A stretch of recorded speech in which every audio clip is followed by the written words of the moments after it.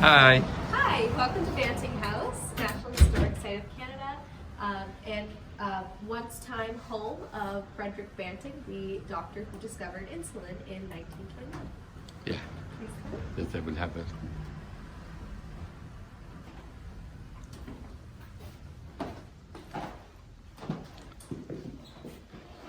So Banting actually only stayed here for about 10 months. Sorry. Okay. Oh, my name. Sorry, I'm Audrey. You're welcome. And I'm a volunteer here at Banting House. You're welcome. Banting actually lived here for only 10 months, and he lived here during 1920.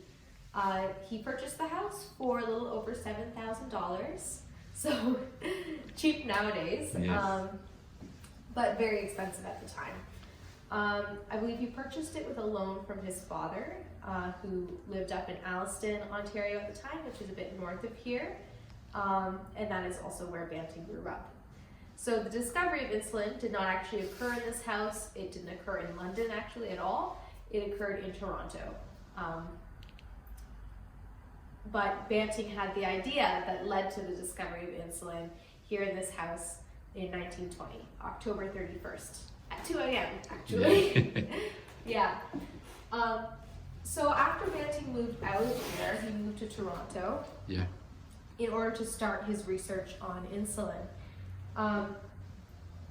After that, this was just like a regular family home. It was just a normal residence until 1981, when it was purchased by the Canadian Diabetes Association, which is now Diabetes Canada. It was renovated initially to become just our offices before becoming the museum you see today. So some important things in the museum's history include our dedication in 1989 of the Flame of Hope and the statue of Banting outside by the Queen Mother. So that is the, he's exactly right behind me actually. And that would be the current Queen of England, Elizabeth II, her mother, whose name is also Elizabeth. Which year it was? 1989. 1989. Yeah. So she came here. It was actually her last trip outside of the UK. Yeah. And she lit the Flame of Hope outside, which is this right here. You can see that outside. And that flame will continue to burn until a cure for diabetes is found. Oh. So insulin, of course, is just a treatment rather than a cure itself. There's also a statue outside of Banting, which she unveiled while she was here. There's also a time capsule that was buried outside by one of our governors generals. And that time capsule will also be opened when they discover the cure to diabetes, rather. So some interesting things in this room. We have right here, this right here is actually from when the Queen Mother was here, and this was part of the dish set that she used for her luncheon, which she had in this room. Okay. Hair glove. Yeah, so that would have been one of the serving gloves. Like Serving. Yeah.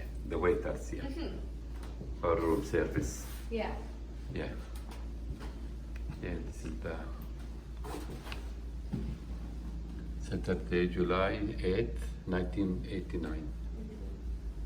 So there were actually a crowd of roughly 4,000 spectators that were gathered around outside Banting House to see her come here.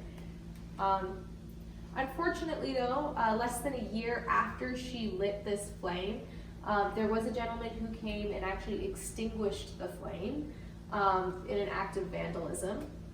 He smothered it with his jean jacket.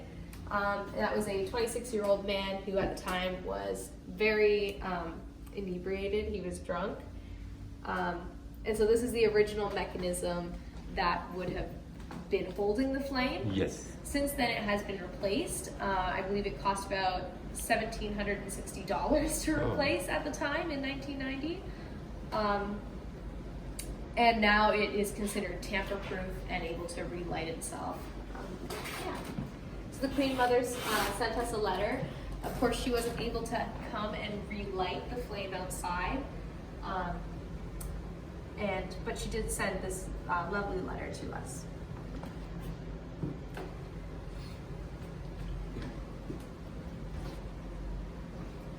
And then here we have, I believe this is, don't quote me on this. 1999. This is, I believe, the Governor General and his wife, and this is Judge Senshin, I think, or another Governor General, I'm not sure. I think they're both just different Governor Generals from different times, both of whom visited Banting House.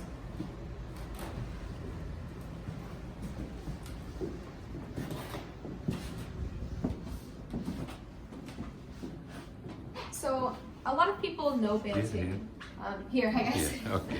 A lot of people know Banting for his discovery of insulin, but prior to his discovery, he was actually in the First World War, which was from 1914 to 1917.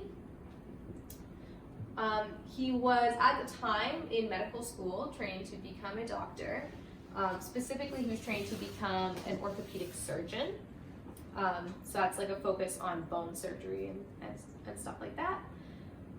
He tried to enlist in the army in 1914, but was actually rejected because he wore glasses. Yeah. He continued his training and was admitted into the Canadian Army Medical Service in 1915. So you can see him here at the Niagara camp where he did his training in 1915, as well as here. So he's here, he's this gentleman here, and up here he is right there. Wait, maybe not. Yeah, I think so, yeah. Sorry, he's this one. Yes, second from right. Oh no, yeah, this one, second from right. Yeah, so he was admitted in 1915. He continued his training, both his medical training and his military training. He was briefly on the east coast of Canada for some time, which is what this picture is from, and that is him right there. And then he ended up being deployed in 1917. When he was deployed, he initially went to England, and he was at a hospital there. He was at this hospital, which is Granville Canadian Special Hospital, which was in Kent, in England. So there he was a doctor for a little while. Unfortunately, the casualty rates for the First World War were so high, and he very quickly rose through the ranks, eventually becoming a captain. And he was sent to the front lines in August of that year. So this picture would have been a picture of him in a surgery at a field hospital on the front lines in France. So this is from 1918, and this is Banting right there. You'll notice that while he is wearing a mask over his mouth, it's not covering his nose. He is wearing gloves, but of course the nurses are not wearing gloves or masks, and neither is the gentleman who is holding the patient. So relatively quickly in the war, Banting was out of the war very quickly because one day a shard of shrapnel from a shell actually hit his forearm with a scar, which you can see here. Yes. At the time, he was the only doctor on site, so he ended up having to wrap up his arm. He bandaged his own arm and continued to work. Yeah, the bandage is right here. You can see the picture. He bandaged his own arm. This bandage is not from what he did, but he wrapped it up, and later it was bandaged more nicely like that. And he continued to work for another 17 hours until another doctor was able to relieve him. The story goes that as soon as he was put into the ambulance, he immediately passed out. And this here is a picture of what an ambulance would have looked like at the time during the Second World War.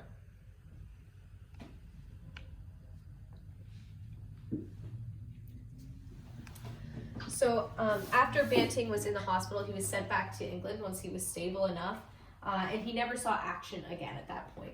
Yeah. They wanted to actually amputate his arm because infection had set in. But of course it was his right arm. Without his right arm, he wouldn't be able to perform surgeries. It was his dominant hand, and was very important in his profession. But at the time, he very much believed that he could get over the infection, he could fight the infection. Although his doctors disagreed with him, they were worried that the infection would spread to his brain and kill him. But he won the fight, evidently, because he kept his arm and he managed to fight off the infection. He ends up writing a letter to his mom after this, in which he describes this wound as being more like just a scratch to try and make her not worry. Over here, we have the medals that he actually won from the war. So first we have the Military Cross, which he got because he stayed on the field for those 17 hours after he was injured. It is considered the second highest honor in the British military, and was granted to him personally by the King of England at the time.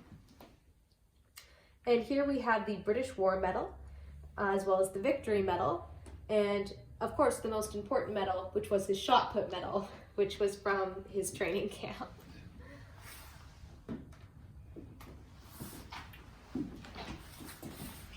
Over here we have what would have been a typical surgery kit for a surgeon at the during the war. And this one is in particular from 1918. This wasn't Banting's kit, but he would have used one a lot like this. You'll notice that all of the equipment here is for picking things out of people and cutting things off of people.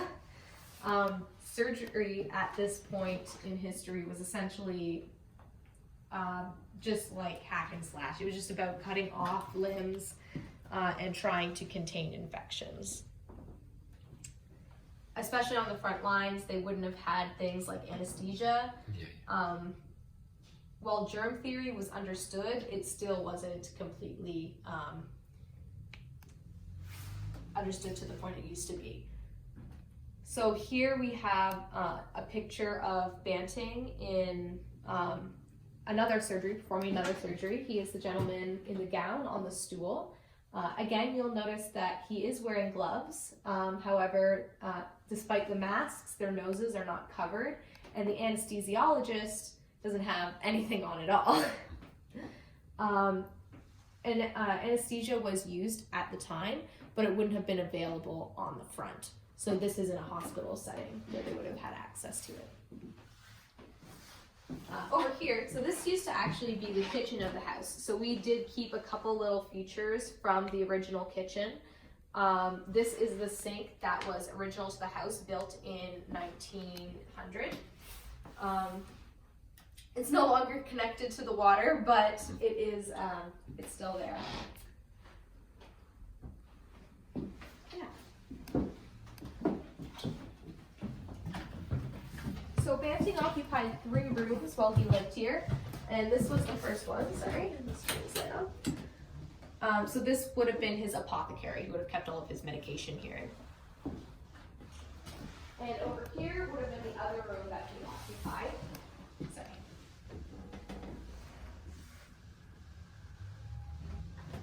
Yes. This would have been the other room that he occupied, and it would have been his study. It would have been his office, his doctor's office. So after the war, he was actually only discharged in 1919 and came back to Canada. And he came back to Toronto, but unfortunately at the time there wasn't a lot of jobs for him. And so his commander, C.L. Starr, who was also his professor back in university, suggested that he and another colleague of his, Dr. Tu, set up shop here in London. Banting also came here for some other reasons, namely that his fiancée at the time, Edith Roach, lived nearby in Ingersoll, which is a small town near London, where she was a school teacher. At the time, she was refusing to marry him because he lived too far away. So he hoped to remedy that by coming here to London. But he didn't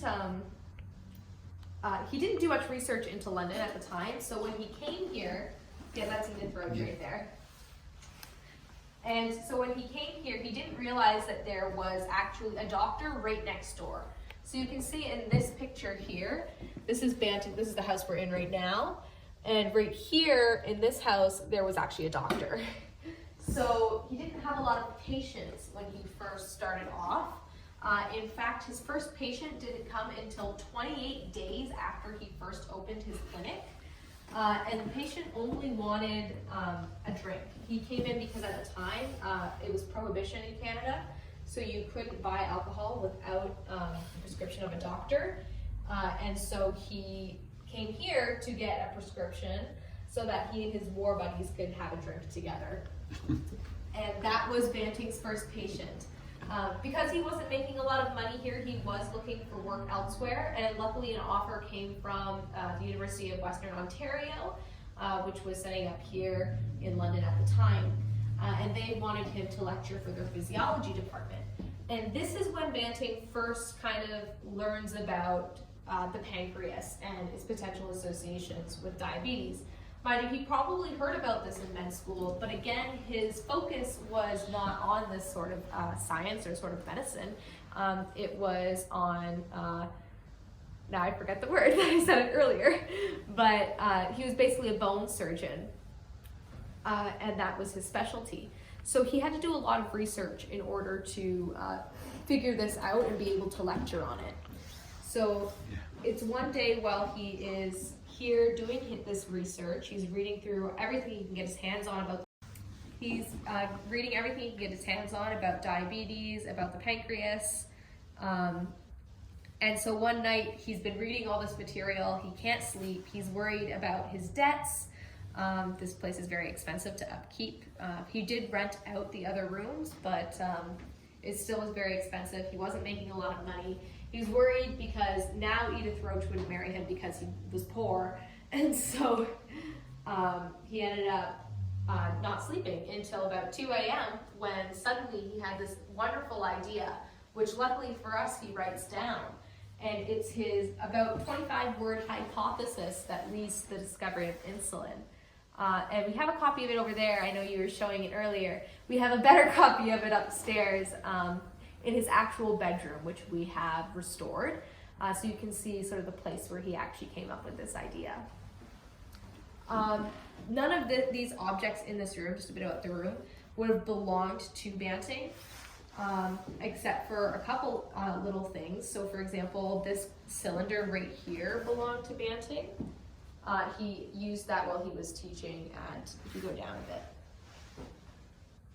there you go, that glass cylinder. Yeah. He was using at Western University. Oh, that would have been a blood pressure machine up there. I don't know that it was his though. So everything else here would have been accurate to the time period. Sort of an affluent or like a richer doctor. So yeah. And now we can go upstairs if you'd like, and we can go and see Banting's bedroom.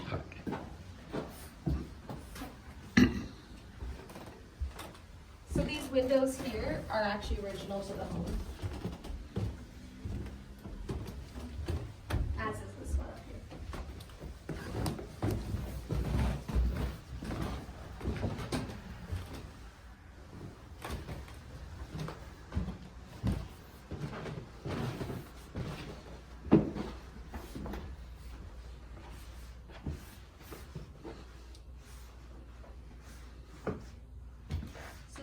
Banting's bedroom and the last room that he occupied while he was living in this house.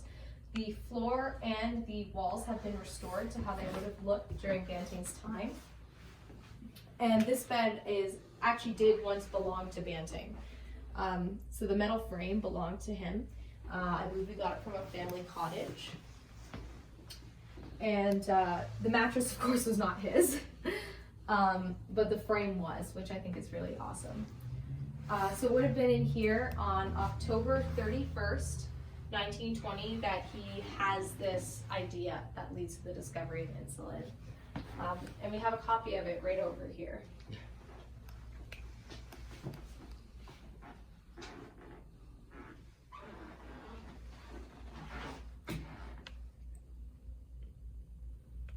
And so this reads, you can see he didn't realize what day it was because he scratches it out because it's actually 2 a.m.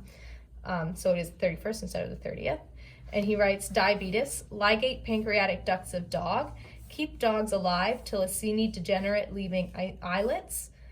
Try and isolate the internal secretions of these and relieve glycosuria, which is a bunch of fancy medical words that essentially means that he's going to cut out part of the pancreas of a dog, and he is going to look for the islets of Langerhans, which had been discovered previously, and he's going to isolate the secretions coming from them, because he believed that whatever was coming from these clusters of cells, the islets, whatever was coming from them could treat glycosuria, which is sugar in the urine, which is one of the many symptoms of diabetes.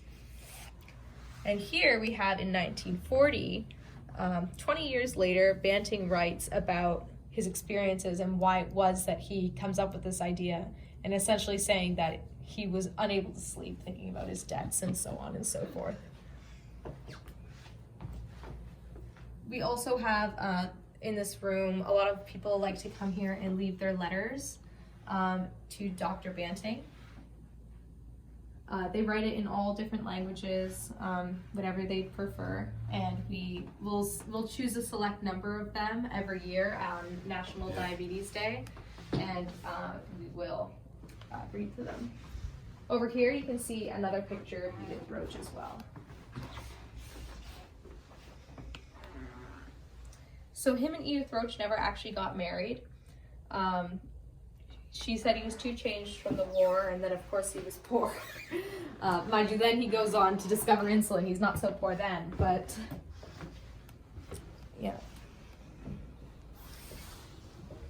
So this is called our Faces of Diabetes Hall, or our Diabetes Hall of Fame, and it's a bunch of predominantly Canadian sort of national icons, all people who have type 1 or type 2 diabetes.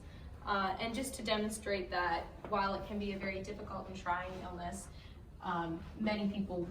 everyone can succeed and do whatever they put their minds to.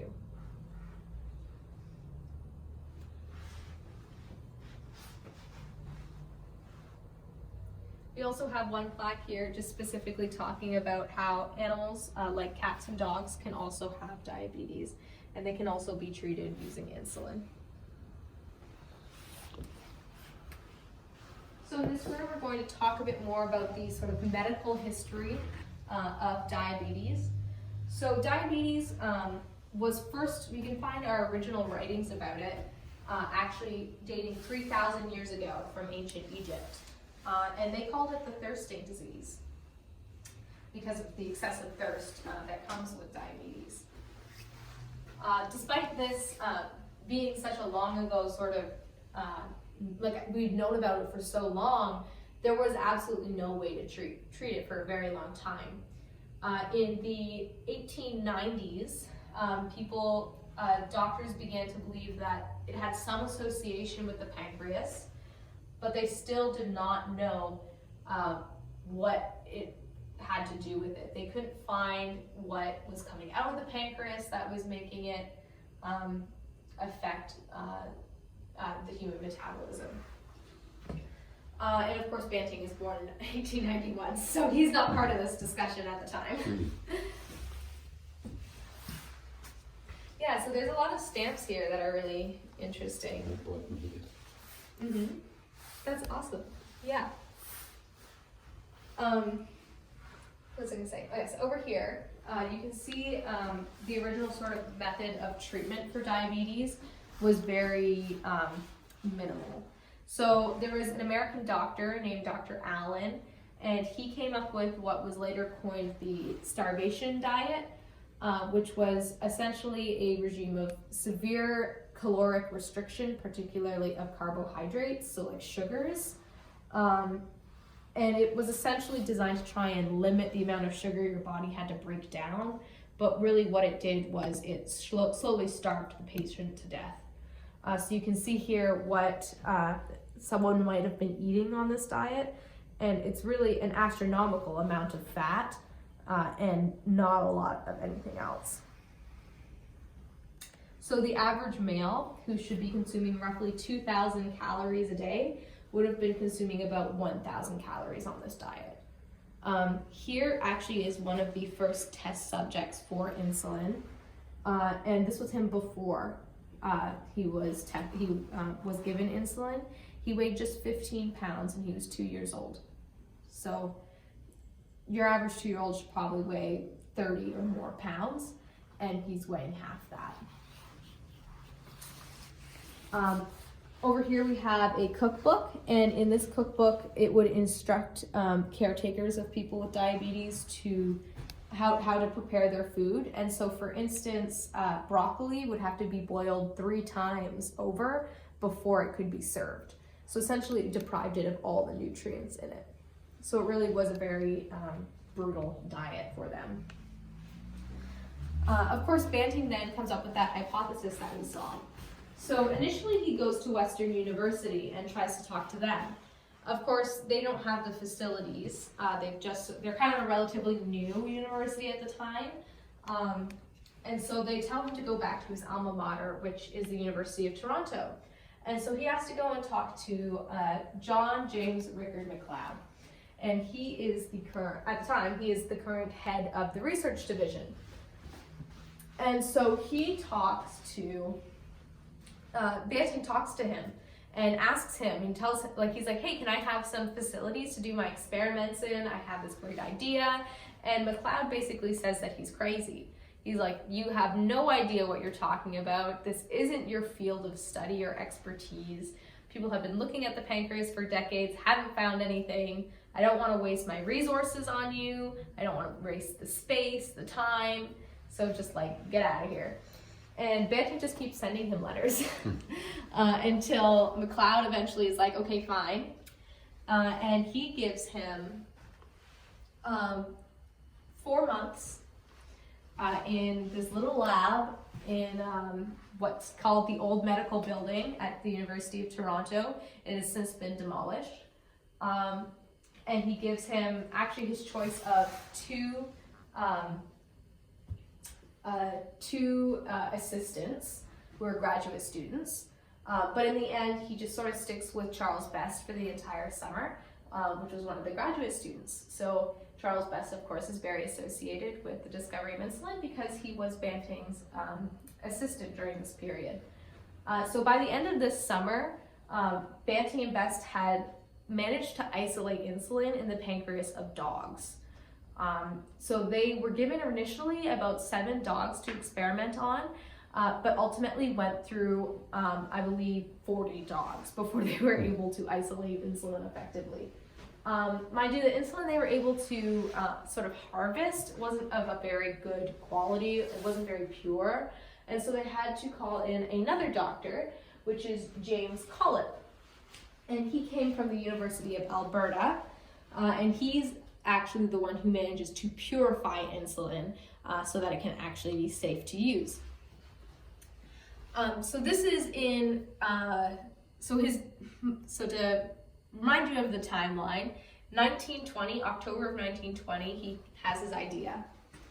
In May of 1921, he starts his experiments, discovers insulin by August 1921, and then in 1922, January of 1922, 6 months later, he starts his human trials, which is an absolutely insane turnaround time that you do not see anymore for medicine. And within weeks, he's seeing amazing results from his insulin. So that same little boy that you saw earlier who is so malnourished, here he is again. And this is after he has received the treatment, the insulin treatment. He's doubled his weight. This is a year later. He's about 3 years old now. And it was like a miracle drug at the time. People from all over the world were writing to Banting wanting to get into the trials. Yeah, exactly. It is still a miracle drug. Yes. Without it, millions of people wouldn't be alive today. Exactly. They wouldn't be able to survive without it. So, of course, in 1923, there begin to be rumblings of this, of the Nobel Prize, and the committee that decides on the Nobel Prize, they were trying to figure out who they were going to look at for the Nobel Prize. The Nobel Prize can only be awarded to 2 people in the same category. So this one being, of course, in medicine. And there's, of course, 4 gentlemen involved in this. There's MacLeod, who owned the facility. There's Collip, who purified the insulin. There's Best, who was the research assistant. And, of course, Banting, who is also the researcher and the person who came up with the idea. Immediately, they rule out Best because he's just a student. And so despite the fact that he did a lot of work with Banting, and arguably did, Banting and Best would have done the most work on this entire project, he wasn't even considered by the committee. Collip had little to no interest in getting the Nobel Prize. He was happy to have been involved with such an important discovery, and he was not so happy with all of this political kerfuffle. MacLeod, on the other hand, was all too happy to sort of take credit for this discovery. And in the end, the committee decides to award the Nobel Prize to John MacLeod and Frederick Banting. Banting is absolutely furious because of this, and he almost refuses the Nobel Prize. Luckily, someone convinces him not to do that. And so the Nobel Prize is awarded to Banting and MacLeod in 1923. I believe they got something like $30,000 for it in total. Of course, then Banting made MacLeod sort of promise that they would split the money with the other 2 gentlemen. So the money did end up being divided equally among the 4 of them. And every time Banting went out to speak about his discovery of insulin, he always credited Best. He firmly believed that Best should have the credit for this discovery. When they went on to patent insulin and sell it to begin mass distribution and mass production, they actually sold it to the University of Toronto for only $1. So I believe that would have been about $15 now. So imagine that, this amazing miracle drug, and you're just here, for $15, I'll sell it to you. That's pretty incredible. They believed that it should be for everyone, and that no one should have ownership over this. So my favorite part of this room is actually these over here. So these are original insulin bottles produced by the Eli Lilly company. And you can see here, so the shadow of my finger, for clinical trial only. The shadow. Go down. Yeah, I got it. Yeah, there. So these would have been the original vials used at the hospital in Toronto when they were doing their clinical trials. So these are all from 1922. We also have ones over here, which are from... Yes. Yeah. Okay.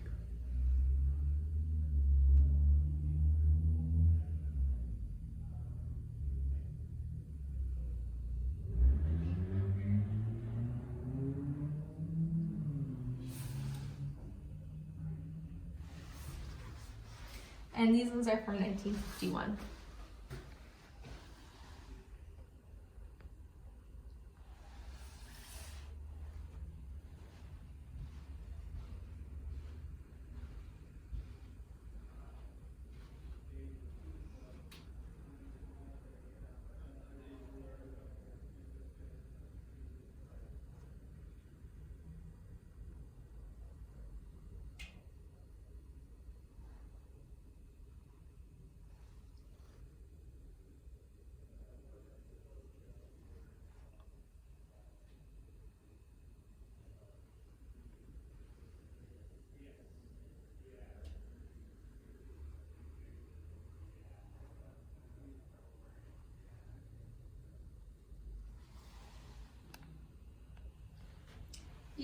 after his discovery, though, there were still a lot of people out there trying to sell fake, like pseudo insulin type products, essentially under the name of things like pancreatine and insuloid, in order to like treat diabetes. They didn't actually treat diabetes. They were all like frauds. So unfortunately, that continued to persist well into the 1930s.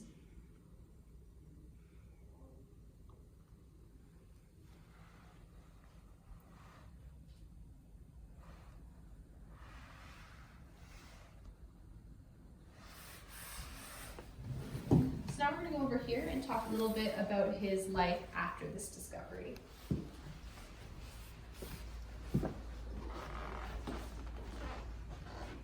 So this is actually his graduation portrait from when he was a student at the University of Toronto. And he is right here. This is Banting right there.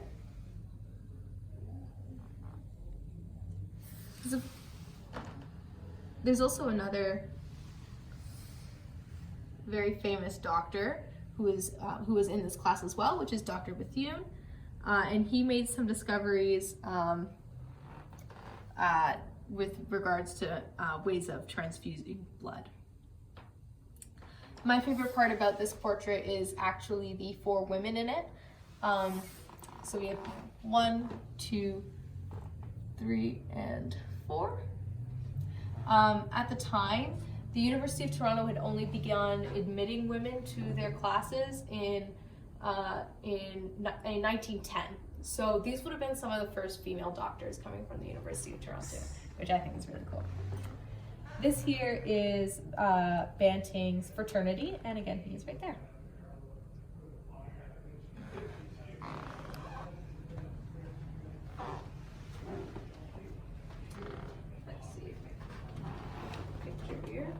So Banting did end up getting married, mind you, not to Edith Roach. I just can't seem to find it. We do have a picture of her somewhere in here. Ah, here she is. Okay.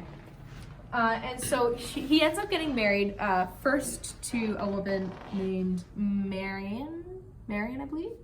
And they have 1 son together, who they named Bill.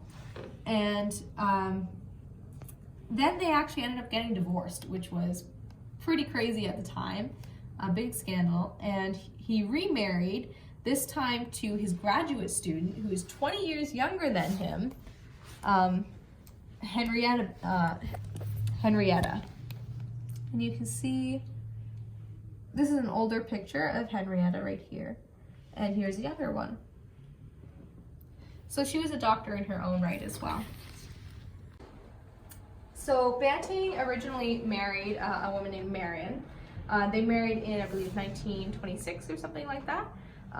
And they had 1 son, Bill, who died, I believe, in 1999 or 1998. But then he got remarried later on after he divorced his first wife. And he got married to Henrietta, who was 20 years younger than him and was actually his graduate student at the time. She was a doctor in her own right later on. And she actually specifically studied cancer and cancer treatments.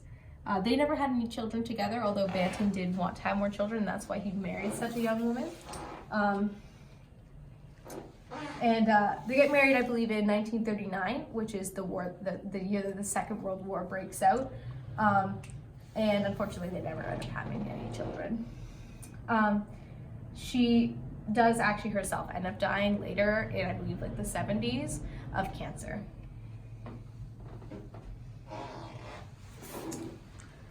So over here, this desk was actually his desk while he was here in this house. The items on top of the desk weren't his, but the desk itself was.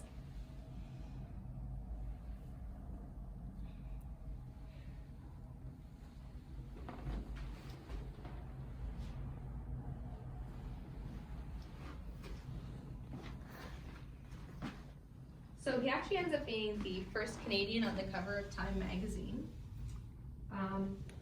He's also the only person to have received a military cross, a Nobel Prize, and a knighthood.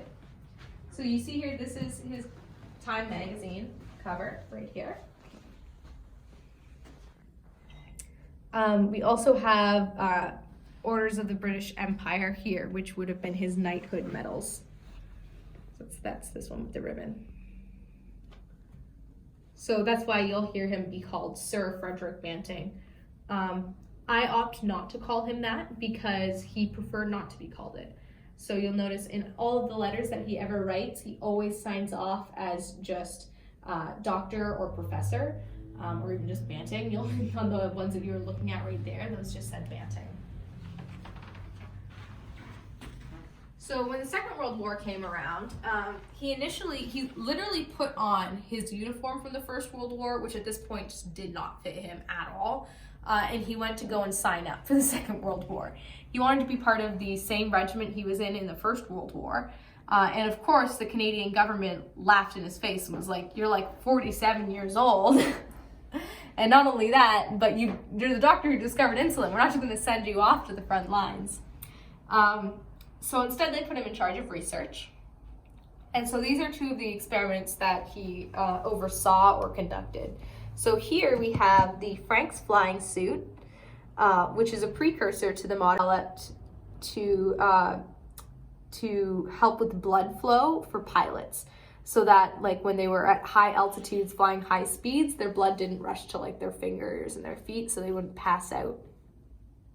So it helped keep their blood in their head where it needed to be. So he was part of that research. And then over here, so this is when Banting decided it would be a good idea to test mustard gas on himself. You can see the initial wound was right here actually. He was trying to develop a salve that would help with healing mustard gas wounds. It was working quite well, not that you can tell from the picture, but unfortunately there was a fire in his backyard and it actually ignited his leg, leading to that big nasty wound you saw. They tried to amputate his leg, but once again he refused to have an amputation, maybe because he's an orthopedic surgeon, he has like an amputation phobia. Yeah, so that ends up happening.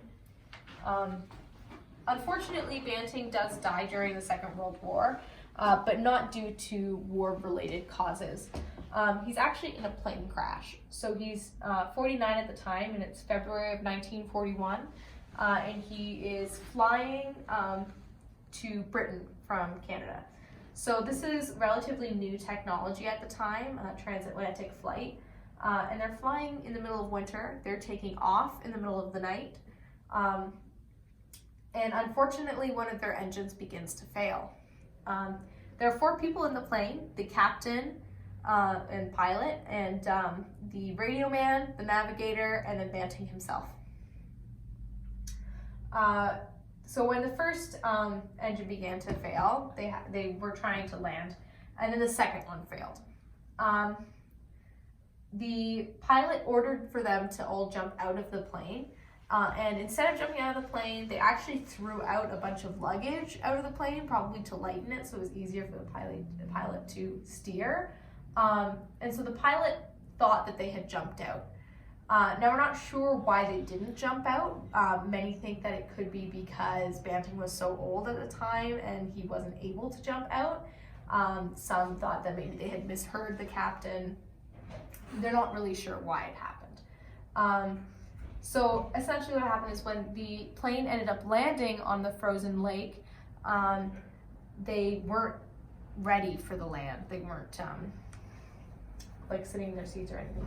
So unfortunately, both the navigator and the radio man ended up dying on impact, and Banting was severely injured. It would take 3 days for them to be found. And by that time, Banting unfortunately dies of hypothermia.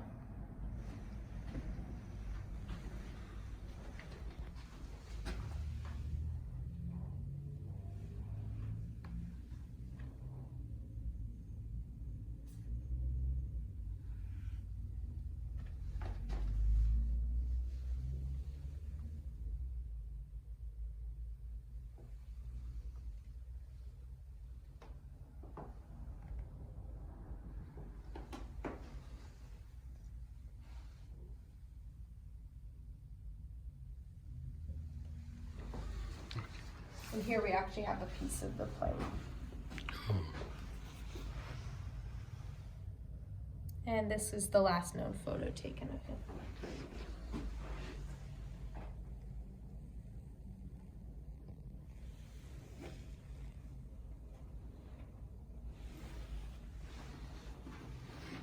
So there's just one room left. Yeah.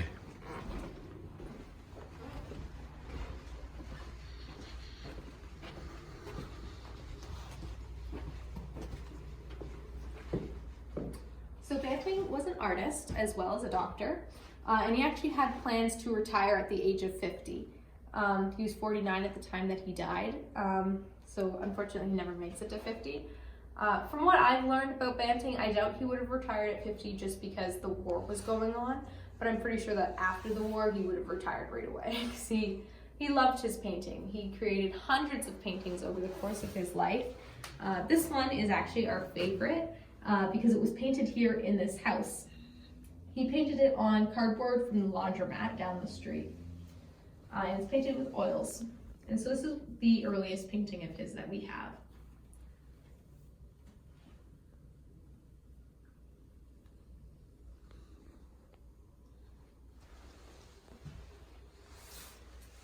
So those are some of his later paintings from the 1930s.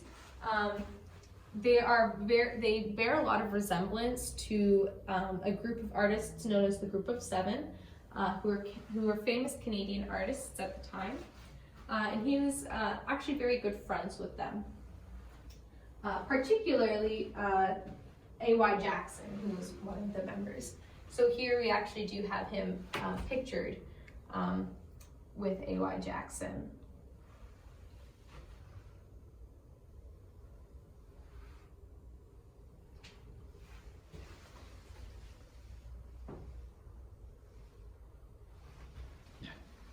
So this picture was from, I believe, 1927, and it's from their expedition to Nunavut, to the Arctic,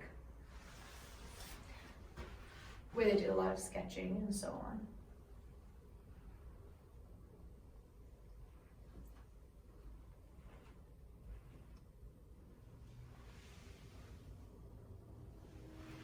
Here we also have wood carvings that Banting did. These carvings were initially going to be sides for a toy box he was making for his godson. Unfortunately, he's making these in 1939. The war starts and he passes away 2 years later, so he's unable to complete them. And these are his earlier paintings from the 1920s.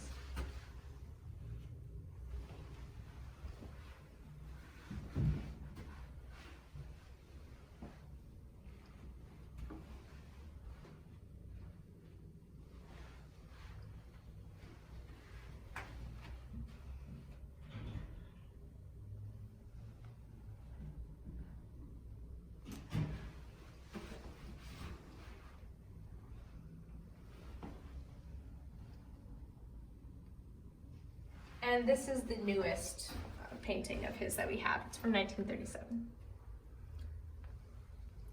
While all of these are signed, it's interesting to note that they were never signed by Banting himself. His wife actually signed all of them because he didn't sign his work. And you can see some finished wood carvings here.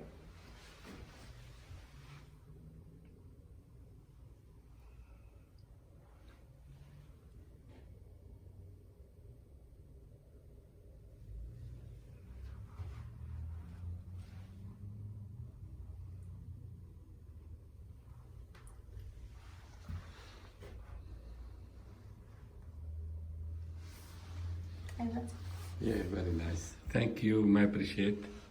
Thank you Have a for good coming. day. Okay, Bye. you're welcome. Bye.